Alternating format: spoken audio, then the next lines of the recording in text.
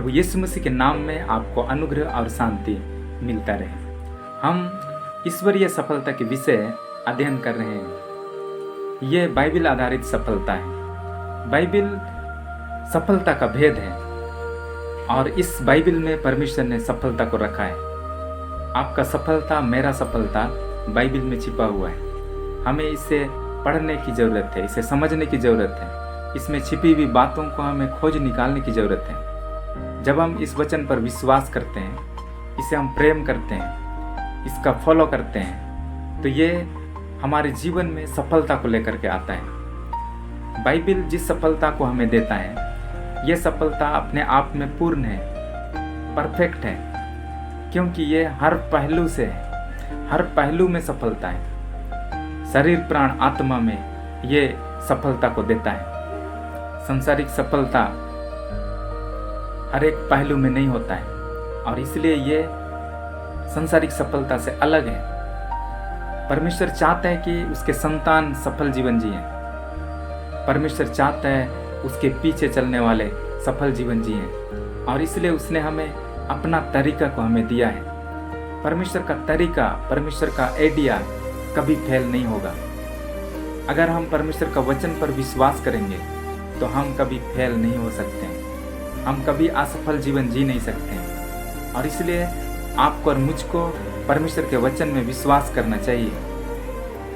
पिछले दिनों से हमने एक टॉपिक को अध्ययन शुरू किया है कि परमेश्वर का वचन बाइबल सफलता का पुस्तक क्यों है। इसलिए ये पुस्तक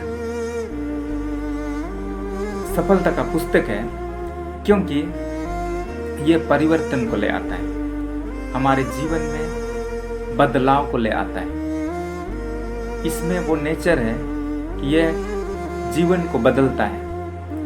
इसमें वो नेचर है परिवर्तन का नेचर। हमें परमेश्वर के करीब आना है, परिवर्तन के लिए तैयार रहना है। परमेश्वर हमारे जीवन में पहले परिवर्तन को लाता है और उसके बाद वो हमें ब्लेसिंग देना चाहता है। जब हमारा जीवन बदल जाएगा और तब हम परमेश्वर की आशीषों को अपने जीवन में लेंगे तो हम परमेश्वर को महिमा करेंगे। अगर हमारे जीवन में परिवर्तन नहीं आया और हम परमेश्वर के आशीषों को लेना चाहेंगे तो हम परमेश्वर की महिमा के लायक नहीं ठहरेंगे। और इसलिए पहला चीज़ है हमारा जीवन परिवर्तन।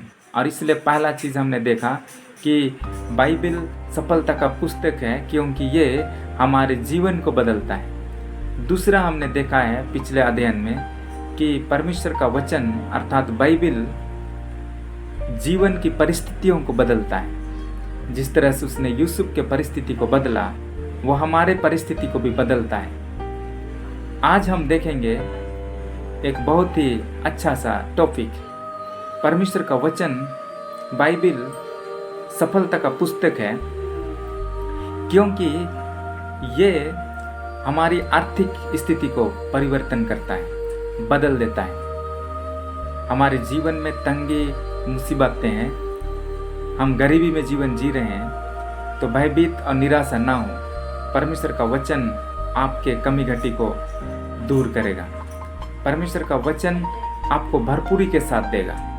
वो परमेश्वर जिसने 5000 की भीड़ को खिलाया, वो परमेश्वर जो इजरायलियों को 40 वर्ष तक मरुभूमि में खिलाया, वो परमेश्वर आज भी जिंदा और जीवित है।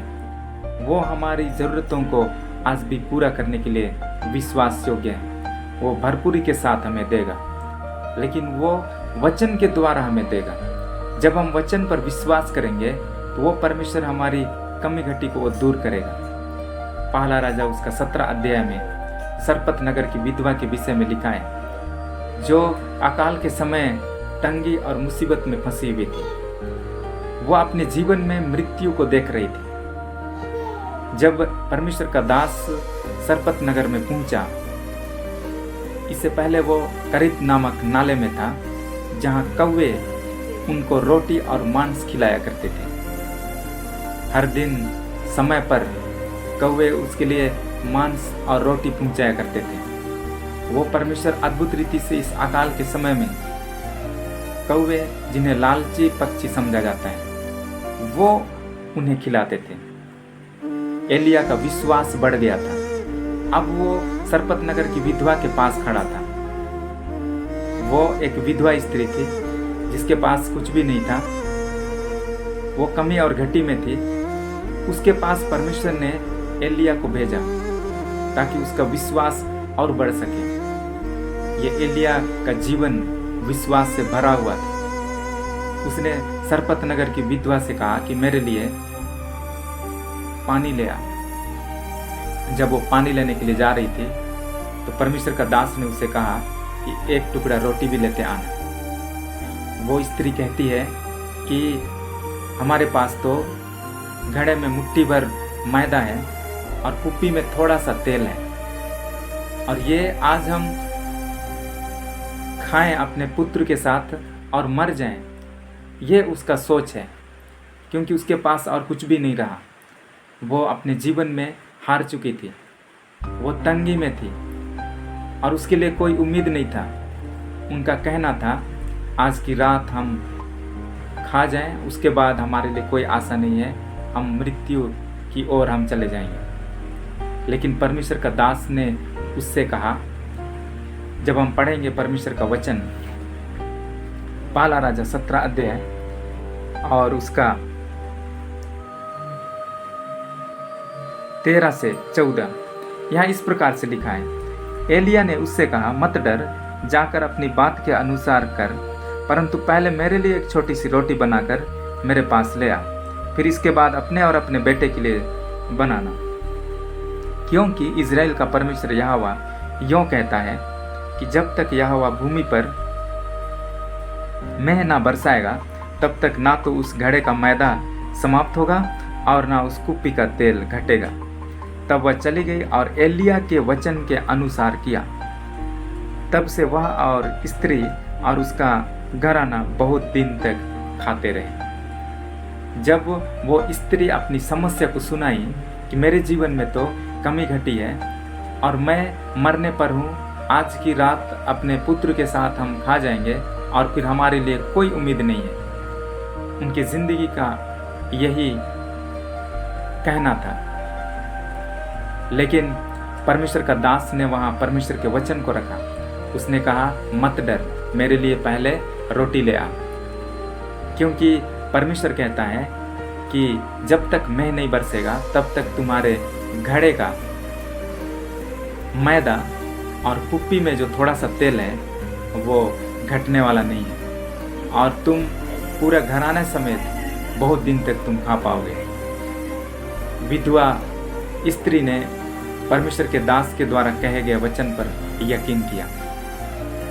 यह परमेश्वर की ओर से था। ये विधवा कही होगी कि मैं तो ऐसे भी मरने वाली हूँ, मैं परमेश्वर के वचन पर विश्वास करती हूँ। और उसने परमेश्वर के वचन पर जब विश्वास की और उसने परमेश्वर के दास के लिए सबसे पहले रोटी बनाया, और बाइबल बताती है कि उसके जीवन में अद्भुत काम हुआ, और वो घड़े का मुट्ठी भर मैदा और कुप्पी का थोड़ा सा तेल वो परमेश्वर का अनुग्रह से, परमेश्वर के वचन से वो ग्रोथ हो गया था, वो बढ़ गया था, और वो कभी घटा नहीं। जब तक मेंह नहीं बरसा उसके घराने समेत उसे वो खाते रहे। वो परमेश्वर आज भी हमारे जीवन में इसी तरीके से काम करता है। वो वचन के द्वारा हमारी घटी कमी को वो पूरी करता है। वो वचन के द्वारा हमारी आर्थिक स्थिति को ठीक करता है। आज हम गरीबी में जी रहे हैं, आज हम घटी में जी रहे हैं, आज तंगी में जी रहे हैं, हम मुसीबत में फंसे हैं, निराशा में हैं, मृत्यु की ओर हम आगे बढ़ रहे हैं, तो आपको निराश होने की ज़रूरत नहीं है। आज आपके पास ये वचन है, बाइबल, इस पर आप यकीन कीजिए, विश्वास कीजिए, क्योंकि ये आपकी आर्थिक स्थिति को बदल सकता है। ये आपके जीवन में परिवर्तन को लाता है। बस हमें इस पर विश्वास करना है। जिस तरह से एलिया जो परमेश्वर का दास, उसने एक घटी कमी में फंसी हुई विधवा के पास जब आया तो उसने वहाँ परमेश्वर के वचन को लेकर के आया। इसी तरह से आज आपको और मुझको भी भरपूरी में आने के बाद, उस विश्वास को पाने के बाद, हमें भी इस वचन को जितने घटी और कमी में हैं उनके लिए हमें बोलना है।